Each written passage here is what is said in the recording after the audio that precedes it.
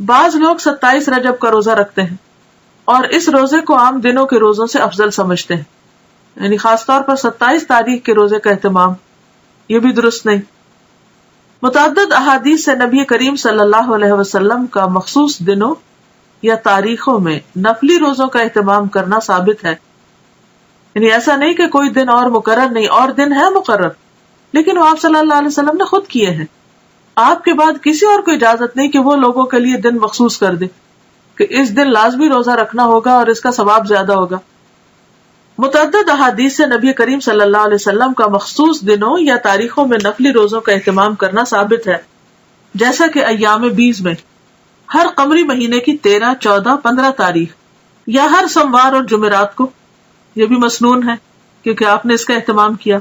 ذوالحجہ کے ابتدائی عشرے میں پہلے 10 دن یعنی 9، 10 محرم کو، یا پھر کثرت سے ماہ شعبان میں، ان تمام کے بارے میں صحیح اور مستند احادیث ملتی ہیں، لیکن 27 رجب کے روزے کے بارے میں کوئی روایت نہیں ہے۔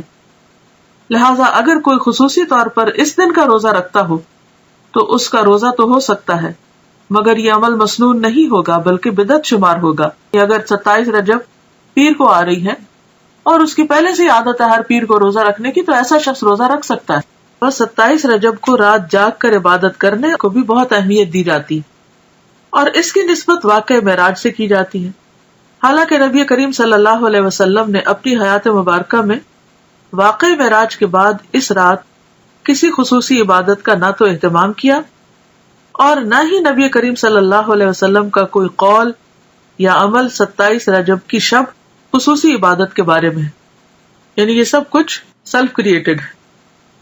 نہ تو آپ نے ایسی کوئی عبادت کی اس رات، نہ صحابہ نے روزہ رکھا، اور نہ ہی آپ نے کوئی ایسا حکم دیا۔ آپ کے جانثار صحابہ کرام یا ازواج مطہرات میں سے بھی کسی نے اس کا اہتمام نہیں کیا، لہٰذا ایسے تمام طریقوں اور کاموں سے بچنے کی ضرورت ہے جو دین کے نام پر نبی کریم صلی اللہ علیہ وسلم کے بعد ایجاد کر لیے گئے ہوں، یعنی اپنی طرف سے کسی چیز کی پابندی نہ اپنے اوپر اس طرح فرض کے درجے میں کرنی چاہیے اور نہ ہی کسی اور کو اس کا پابند کرنا چاہیے۔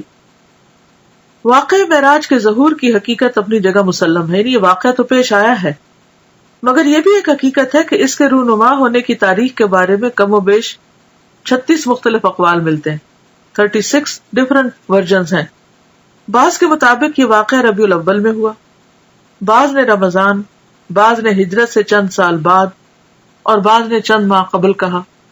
اس کی حتمی تاریخ کسی صحیح حدیث سے یقینی طور پر ثابت نہیں کہ واقعی یہ 27 رجب کو ہی ہوا ہوگا، تاہم یہ بات تسلیم شدہ ہے کہ نبی کریم صلی اللہ علیہ وسلم کو مکی زندگی کے آخری حصے میں یہ خاص مشاہدہ کرایا گیا جس میں ہمارے لیے سیکھنے اور عمل کرنے کے بہت سے پہلو ہیں۔ عبادت کا صرف وہی طریقہ پسندیدہ ہے، عبادت وہی قابل قبول ہے جو اللہ اور اس کے رسول کی اتھارٹی کے ساتھ ہو، ان کے حکم کے مطابق ہو۔ خود سے عبادت کے طریقے ایجاد کرنا اللہ کی اتھارٹی میں یا اللہ کے حکم میں دخل دینا ہے، اور یہ انتہائی غلط چیز ہے کہ جس کام کے لیے ہم انٹائٹلڈ ہی نہیں، جو ہمارا کام ہی نہیں، اس میں انٹرفیئرنس کیسی؟ عبادت کے طریقے بتانا صرف معبود کا کام ہے، عابد کا کام نہیں۔ عابد بندہ غلام تو صرف پیروی کرے گا، اطاعت اور فرما برداری کرے گا، وہ خود سے وہ قانون نہیں بنائے گا، تو اس چیز کی کسی کو بھی اجازت نہیں۔ تو ہم سب کو اس کے بارے میں بے حد محتاط رہنا چاہیے، اور دین کے نام پر، عبادت کے نام پر ثواب کی خاطر کیا جانے والا کوئی بھی کام جب بھی ہم شروع کریں تو ضرور یہ سوچیں کہ کیا اس کی کوئی دلیل قرآن میں ہے، کیا یہ سنت رسول صلی اللہ علیہ وسلم سے ثابت ہے، کیا یہ اجر جو بتایا جا رہا ہے واقعی حقیقی معنوں میں اس کا کچھ وجود ہے یا صرف ایک جھوٹ گڑھ لیا گیا ہے۔ اس طرح کی چیزیں دین میں شامل کرنا اور پھر ان کی پابندی کرنا اور ایک خاص رات میں یا خاص دن میں یا خاص طریقے پر، یہ سب چیزیں دین میں دخل اندازی ہے اور یہ ناپسندیدہ ہے۔ تو دین کے معاملے میں بھی ہمیں نہایت سمجھداری سے کام لینا چاہیے اور دین کو بس اتنا ہی رکھنا چاہیے کہ جتنا وہ ہے یا جتنا ہمیں دے دیا گیا ہے۔ اگر ہم کچھ چیزیں اپنی طرف سے شامل کریں گے تو ایسا کرنا دین کو بوجھل بنانا ہوگا، مشکل بنانا ہوگا، اور لوگوں کے لیے زندگی کو دوبر کرنے کے مترادف ہوگا، اور یہ انتہائی ناپسندیدہ بات ہے، کیونکہ ہمارے لیے اتنا ہی دین کافی ہے جتنا ہمیں اللہ اور اس کے رسول صلی اللہ علیہ وسلم نے دے دیا. اس کی پابندی بھی ہم پہ بڑی بھاری ہوتی ہے. کہاں یہ کہ ہم ایکسٹرا چیزیں شروع کر دیں. جس چیز کو اللہ نے ہمارے لیے مقرر نہیں کیا اور جس پر کوئی ثواب نہیں بتایا، اس پر کسی انسان کو یہ حق نہیں کہ وہ لوگوں کو ثواب بتا کر اس پر پابند کرے. قرآن کریم میں ارشاد ربانی ہے، یا ایھا الذین آمنوا لا تقدموا بین یدی اللہ ورسولہ، الحجرات آیت 1. اے لوگوں جو ایمان لائے ہو، اللہ اور اس کے رسول سے آگے نہ بڑھو.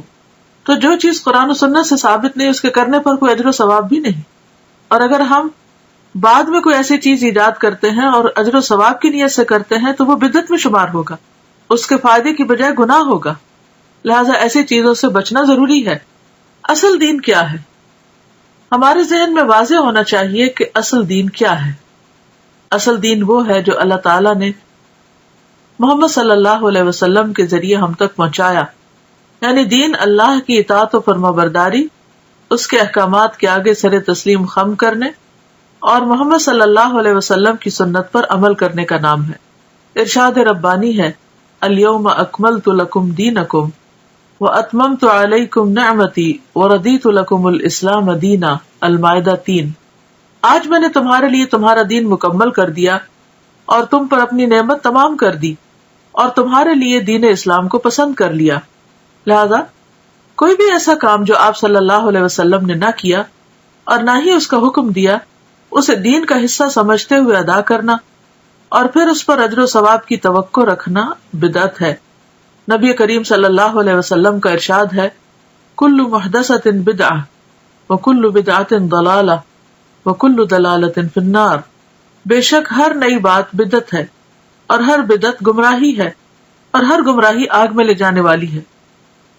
بدعتی کے بارے میں رسول اللہ صلی اللہ علیہ وسلم کا ارشاد مبارک ہے کہ اللہ تعالیٰ بدعتی کی توبہ قبول نہیں کرتا جب تک کہ وہ بدعت ترک نہیں کرتا. یہ صحیح حدیث ہے ترغیب و ترہیب کی. یعنی ایسے شخص کی توبہ بھی قبول نہیں ہوتی جو ان چیزوں کو چھوڑتا نہیں جو دین کے نام پر اس نے خود ایجاد کر لی، یا نبی صلی اللہ علیہ وسلم کے بعد اگر کسی نے ایجاد کی اور وہ ان کی پیروی اور پابندی کر رہا ہے. آپ صلی اللہ علیہ وسلم نے فرمایا، میں اپنے حوض پر تم سے پہلے موجود ہوں گا اور تم میں سے کچھ لوگ میرے سامنے لائے جائیں گے، پھر انہیں میرے سامنے سے ہٹا دیا جائے گا تو میں کہوں گا کہ اے میرے رب، یہ میرے ساتھی ہیں.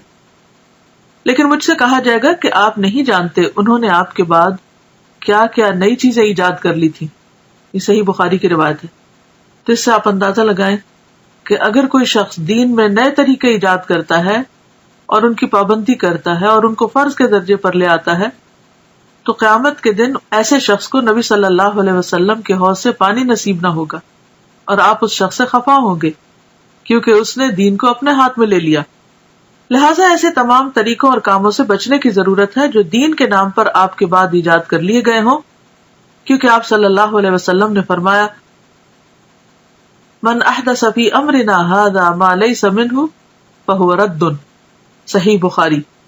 جس نے ہمارے اس دین میں کوئی ایسی چیز ایجاد کی جو اس میں سے نہ ہو تو وہ مردود ہے، یعنی ریجیکٹڈ ہے، قابل قبول نہیں.